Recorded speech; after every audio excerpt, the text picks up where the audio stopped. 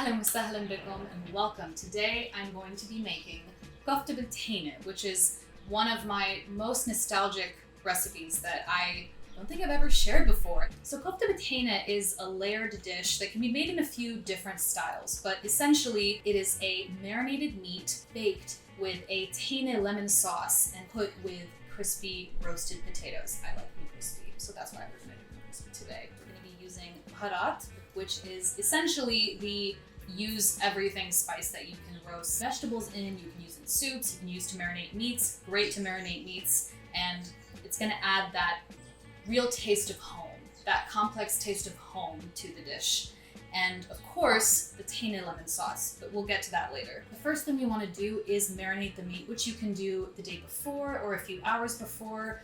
As much time as you can give it would be best so that it can really soak up all of the flavors. Everything that we're cooking today is made using beautiful, locally sourced produce and meats. It's always really inspirational to me to find what's local and what's seasonal and to cook in that way because it feels most natural to the body and it feels most natural to the way that we live here, the rhythms of the earth. You can marinate beef. I've also seen this done with fish, which is really beautiful, but today we're doing my favorite, which is lamb. So I have about 1.5 pounds of ground lamb here, and we're just gonna add a few things to it, mix it up, and then let it sit for a while. I have 1 large onion here, and I have a large-ish tomato. You could chop these up finely to put them in to marinate, but what I like to do sometimes, and what I'm going to do today, is just blend them up smoothly using my immersion blender, which, to be honest, is one of the greatest investments that I have ever made and that you can ever make. You can use this for so many different things. You don't have to do it this way. Sometimes it's nice to have little chunks of onion, but if you want it really smooth, or if you're just lazy and want to do these really fast, it's a very nice trick. To help it kind of blend together, we're also going to add one of the other ingredients, which will go into the marinade, which is olive oil. I don't like to measure things very exactly. For this, I would probably use about 1/4 cup of olive oil to marinate all of this together. I'm gonna add in a tomato. I might not even use this whole tomato. Let's see how big it is. But you just need to quarter it in little pieces, right? Because we're blending it.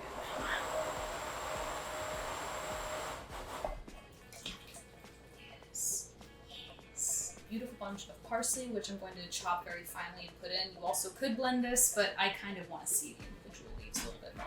Mince as finely or not, as you like. This was actually one of the first dishes I learned to make when I started cooking for myself when I was in college. I was really missing the taste of home, and Mama was like, make kofta bil tahini, it's so easy, make it. And she sent me a WhatsApp note of how to make it naturally.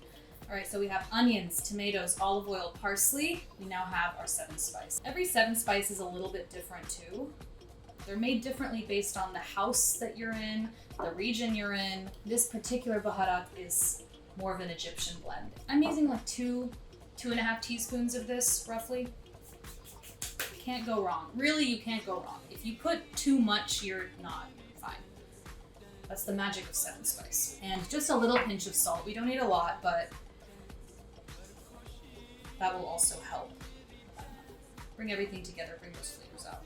We're gonna get in there with our hands, naturally, so you can get in there with a spatula, but I always prefer to mix these things with my hands. Another thing you can add to this, which sometimes people don't, but like knowing me, I probably will, is garlic. I'm actually gonna get 1 clove and mush it up and add it to this as well. So your marinade is gonna sit. You can leave it overnight. You can leave it for a few hours. If you can give it at least 2 hours to really soak up all that flavor, it will be very worth it. So something to do in advance. So we're just gonna cover this, put it in the fridge.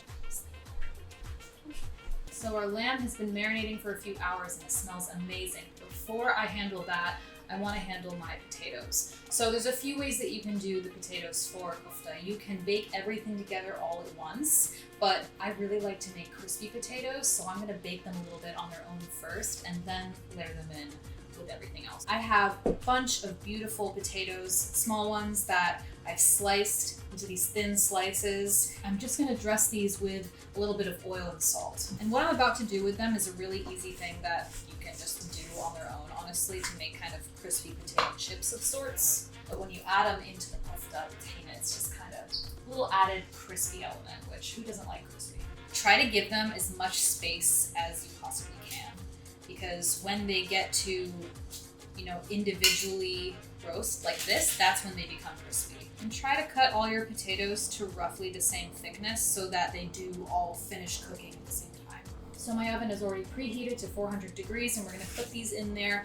These, depending on your oven, can take anywhere from 20 minutes to 30 minutes. And then about halfway through the cooking, we're gonna flip them over so that both sides get really nice and crispy. So now we can finally begin to make our kofta. One way you could do this, if you don't really have the time, if you want to make it really simple on yourself, is take your marinated meat and then just spread it on the bottom in a single thick layer. Or if you have the time and you'd like to, you can shape them into little kofta shapes, which is what I'm going to be doing. Just take your kofta and then just make little sort of oval shaped balls. One thing to keep in mind too is that when this meat cooks, it shrinks in size a little bit. Don't be afraid to kind of squish them in here at this point because they are gonna eventually have much more room.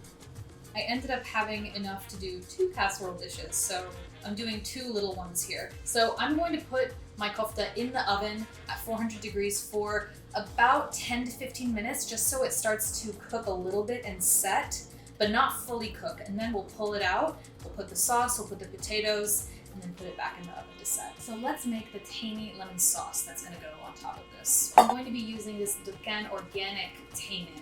And this tahini is, without a doubt, the best tahini that I have ever purchased. It is so clean. It has that, familiar kind of warm and toasty flavor to it, but it's so pure, so delicious. It doesn't have any bitterness at all. And you can eat it straight out of the jar. So this sauce is a very tahini heavy sauce. I'm going to be using maybe half of a jar for the sauce that I'm making, especially because I'm also going to be spontaneously doing 2 little casseroles of this. And we can also taste this as we go and see if we need anything more of anything else. We then add the juice of 1.5 lemons, or maybe a 1/4 cup or so of lemon juice. It's funny how tahini becomes kind of thicker when you mix it with this acid. So then we'll add water, and if you had a whisk, you could whisk this in. Almost the same consistency as the tahini when it's by itself. Get it as smooth as possible. So it's got that nice kind of runny consistency. So the koftas actually have only been in there for about 10 or 12 minutes, and I like how they look, so I'm gonna pull them out. They smell amazing. Wow.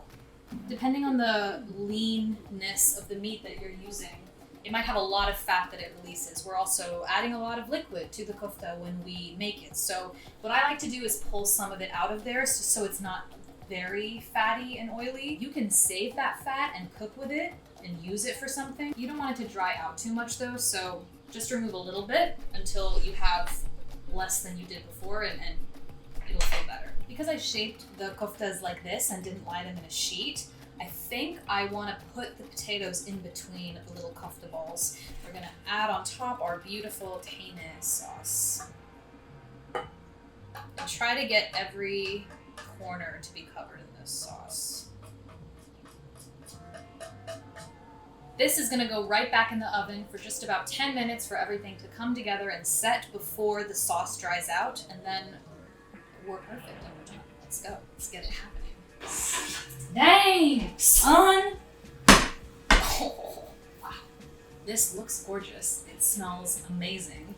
And we're going to finish it off with a little bit of, naturally, some freshly chopped parsley for color, but also for a little bit of herby goodness. After letting it cool and set for just a few minutes so you don't burn your tongue, you're ready to serve. The truth and the joy. Oh my gosh. Wow. Small piece for now. Big piece once the camera's off. See that happening? You can also really taste the Baharat spice. Wow. Dang. This really does bring me back to home. This is such a mama's food taste of home for me. Every time I've made this for my friends, they just loved it. It disappears so fast. This really is a winner. It's a winner every single time. It will never fail you, and I hope you enjoy it. ألف صحتين, and see you next time.